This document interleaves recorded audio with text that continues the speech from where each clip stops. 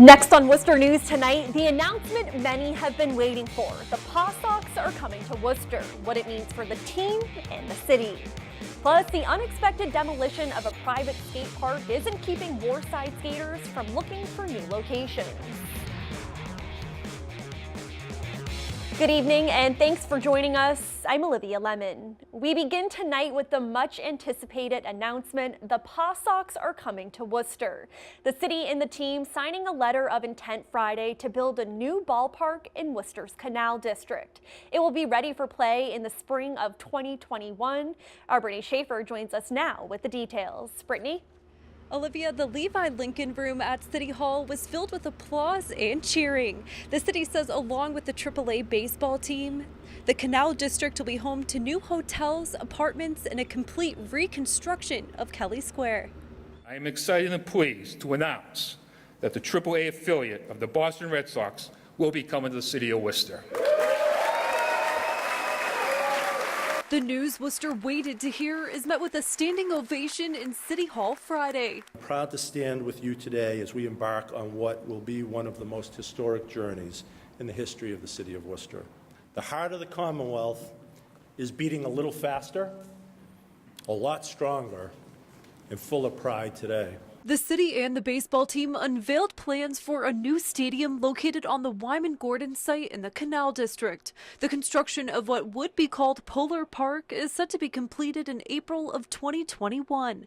Mayor Joseph Petty says the team relocation will be part of a major redevelopment. This redevelopment will feature new hotels and hundreds of units of housing, but for us locals, perhaps more importantly, this plan includes a complete redesign of Kelly Square. It will anchor a revitalization and exciting development near the canal zone. Pawtucket Red Sox chairman Larry Lucchino says the proposal and community were big factors in persuading the team to leave Rhode Island after more than 4 decades. We learned about the passion that people in the city feel for the city of Worcester.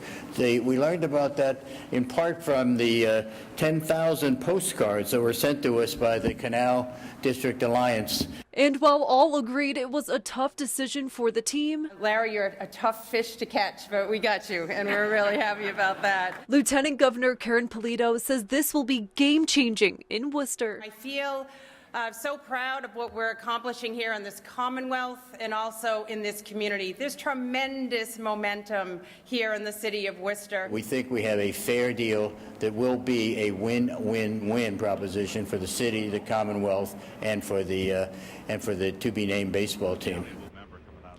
The city says the ballpark will host at least 125 events a year, from baseball games to large-scale concerts. The city did have to borrow a $100 million loan, which will be fully supported by revenue from the district improvements and club.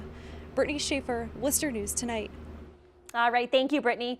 And city leaders have been trying to bring the Paw Sox to Worcester for years in hopes the team would build upon Worcester's growing economy. Our Cam Jandro joins us now with more reaction to today's announcement. Cam? Olivia, just 3 years ago, Larry Lucchino told the city he was not interested in moving the Paw Sox to Worcester, and the team was committed to Rhode Island. But Friday, he stood in Worcester City Hall and announced they signed the letter of intent. Now, there were several standing ovations throughout the announcement from both city officials and residents. Just 3 years ago, Gene Zabinski, the president of the Canal District Alliance, began his campaign mailing 10,000 postcards to the Paw Sox in hopes of luring them to Worcester. Today, he sat in the front row while the formal announcement was made saying the new ballpark would be built. The president of the Canal District Alliance says he can't believe the day has come where Worcester got the Paw Sox. The postcards, I can't tell me how many thousands of people said to me, I'll sign a postcard because it's a great idea, but you'll never get them here. Never. It won't happen. Well, I'm standing here today saying, guess what? It happened. The proposed team move still has to be reviewed by Minor League Baseball, the International League, Worcester City Council, as well as a few more organizations. We heard from a few city councilors today who say this is monumental for Worcester and Massachusetts. I can't think of a more important day in the history of the city of Worcester, at least in my lifetime. And not so much because of the economic development, which is huge, but because of the sense of pride. This is just perfect for the city. It's perfect for the Canal District. It's perfect for the residents in the area, the businesses in the area, but the entire city. And we'll be drawing from all of Worcester County. People will come from all the surrounding towns.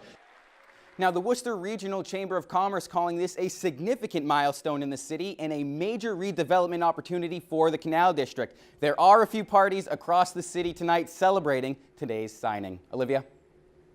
All right, thank you, Cam. Now, not everyone seems to be overjoyed about the news. The Worcester Bravehearts weighing in on Friday's announcement. The team posted this picture of a popular meme.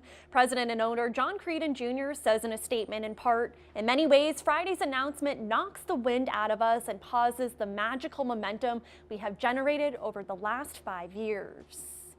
In an effort to rebuild, members of the city and Worcide DIY skate parks are looking at potential locations for a new skate park. Worcide says they have narrowed down their location list, but may have to wait before anything is done. Our Chandler Walsh joins us now with the latest. Chandler? Olivia, a Worcide builder I spoke to today says it's been nothing but forward movement. They say the city's been helpful and invested in making things work. Worcide DIY skaters are moving forward. The group's Chris Matthews says they're seriously considering 2 spots under 290 to rebuild. One is a state-owned lot leased to the city next to Grafton Street, and the other is in Brosnahan Square. We're looking for land that isn't perfect because we want it to be a success right off the bat. The moment we walk in there and put a shovel down, we want it to be immediate improvement. Matthews says the group is looking for locations with an overhang to skate in inclement weather and with a lot of light for public safety. Things that people do not want to do when they're homeless or drug users are they don't like to be out in the open with light. That takes that away. The skaters are hoping to fund the rebuild themselves, but are looking for the city to grant them land. Before a Worcide city meeting on Thursday, the city manager's office said they expect the partnership will allow for a better and safer spot. Having everyone at the table to discuss sort of what needs to be put in place to ensure that it becomes and remains a fun, safe place. Matthews says Worcide won't be able to build until the city's next budget season. In the time being, he says they're looking into taking on smaller projects in places like Crumpton Park. To kind of keep momentum as well as support the skateboard community. When asked if he thinks the Paw Sox had anything to do with the original Worcide's demolition, Matthews says, I'm sure it had something to do with the visual aspect of that sort of thing.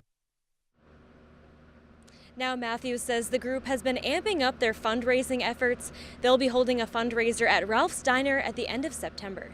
Chandler Walsh, Worcester News Tonight. Right now, state police are searching for a suspect who took off from a traffic stop dragging a state trooper. The trooper stopped an SUV on Chase Avenue in Webster. While the officer was standing next to the car, the driver allegedly accelerated, dragging the trooper a short distance. The suspect is driving a 2008 Honda Pilot with license plate 9CKG50. The trooper was taken to the hospital but is expected to be okay. A beaver dam wreaking havoc in Oxford Friday in the area of Water Street. Police say it caused flooding on several streets in town. Mass DOT crews were using an excavator to remove the dam so water could flow again. Oxford police say the rush of water flow is most likely what caused the quick flood. No traffic was affected by the water. More than a week after a major water main break, Worcester's Norton Drive and Frontage Road in Worcester are now open to traffic. The roads were closed after a 24-inch water main pipe broke. Millions of gallons of water flooded the area, forcing traffic detours. Worcester's DPW doesn't have an estimate on how much the break would cost, but saying repairing the roads is what takes the most time and money. All service is rolling forward at the Worcester Regional Transit Authority. The advisory board voted Thursday to not make any service cuts. The WRTA was in a $446,000 deficit, but a state grant is helping them out. The state awarded the WRTA $321,000. The WRTA says they will make up for the remaining deficit with minor service changes to some routes to improve efficiency. A popular central Massachusetts donut shop is doing its best to keep up with the large demand. Roccos Donuts in Millbury is expanding after less than a year in business. Our Rosalind Flaherty joins us now with the story. Rosalind? Olivia, the owners say they had no expectations when they first opened, and now they have hundreds of people buying their donuts. After only 5 months of selling these sweet donuts in Millbury, Rocco's Donut Company is expanding their business to Westboro. Day one, we had 100 people in line, and I almost had a heart attack because I did not expect that. The handcrafted specialty donuts come in different flavors, including one of their best-selling Fruity Pebbles. The bakery is open 4 days a week and generally sells out of their 1,500 donuts by noon. We're also able to get them bigger. Because we hand cut them, there's not a set size. We can roll our dough out to the thickness that we want it and cut them so that they're consistently just a larger product than what you can get. The bakery was named after the Estrella's grandfather, Rocco. He managed original Dunkin' Donuts in the 1960s, and they wanted to create a place different from every other donut bakery. We didn't really invent something new. We brought something back, and then we just put some steroids on it and made it a little more different. And I think that's what's unique about us. Our donuts are fresh, they stay fresh. The Estrellas say people from all over come to try their donuts, and they have regulars and new customers every day. Nick Tebow says he comes once a week to get his maple bacon donut. I didn't even eat donuts for the last couple years until they had it here. I would never eat a donut at someplace else. The owners say the new place in Westboro is bigger and will allow people to come in and sit down to enjoy a donut, and say they have plans to expand even more. Who knows? Who knows? We're just, kind of paying attention to what's going on, and people are coming to us and coming up with ideas that I haven't even thought of yet, and we'll see where it goes. Now they hope to open in Westboro by the end of this year. Rosalind Flaherty, Worcester News Tonight.